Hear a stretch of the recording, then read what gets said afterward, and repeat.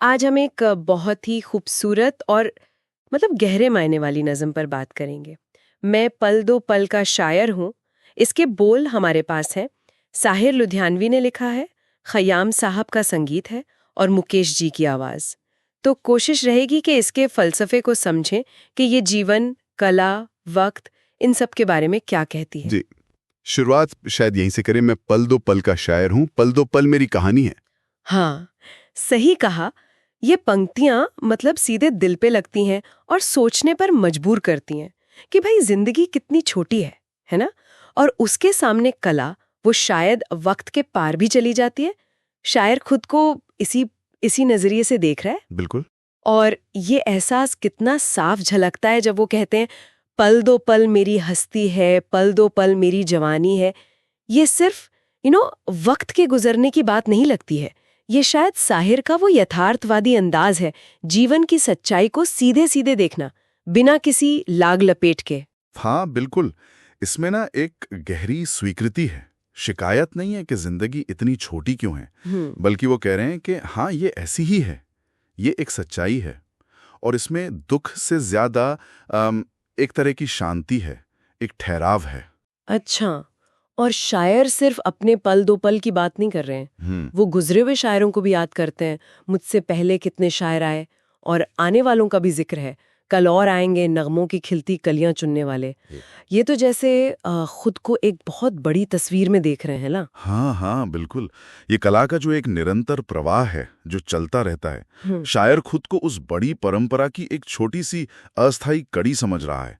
और इसमें देखिए, सिर्फ विनम्रता नहीं है, शायद अपनी कला पर एक गहरा विश्वास भी है कि मैं रहूं न रहूं, मेरा काम, मेरा सृजन शायद आगे बढ़ता रहेगा। हाँ, ये बात तो है।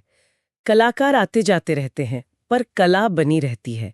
और यही विनम्रता या कहें बेन्याजी तब और साफ होती है जब वो कहते हैं, कल कोई मुझको याद करे, क्यों कोई मुझको याद करे, मसरूफ जमाना मेरे लिए क्यों वक्त अपना बर्बाद करे। आज के जमाने में तो ये सोचना भी मुश्किल है, जहां हर कोई चाहता है कि उसे याद रखा जाए। सही बात है। ये असल में शोहरत और याद रखे जाने के बोझ से एक तरह की आज़ादी है। शायर ये समझ रहा है कि दुनिया अपनी रफ्तार से चलेगी, लोग अपनी जिंदगी में मसरूफ रहेंगे, और ये जरूरी भी नहीं कि हर किसी को हमेशा याद रखा जाए।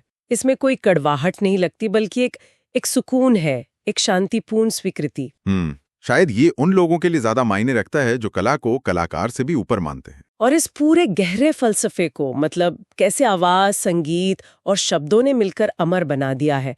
साहिर के वो सीधे असरदार शब्द, फिर खयाम साहब का वो ठहरा हुआ संगीत, और मुकेश जी की आवाज का वो दर्द, वो गहराई, कमाल का संगम है। निश्चित रूप से ये तीनों चीजें मिलकर ही उस पल दो पल के एहसास को सिर्फ दिमाग तक नहीं, बल्कि रूह तक पहुंचाती हैं। संगीत उस क्षणभंगुरता को उभारता है, आवाज उस स्वीकृति को महसूस कराती है, शब्द तो खैर हैं ही लाजवाब।